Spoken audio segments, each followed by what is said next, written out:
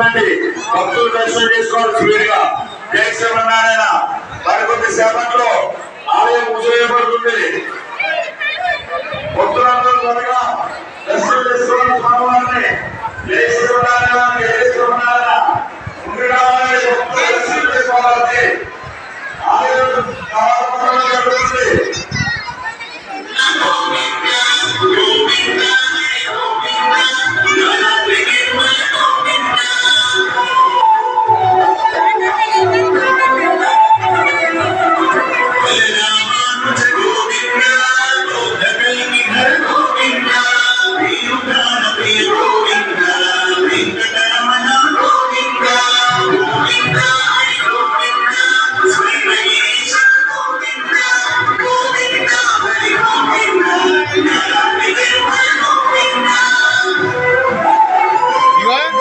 నుంచి నడుచుకుంటా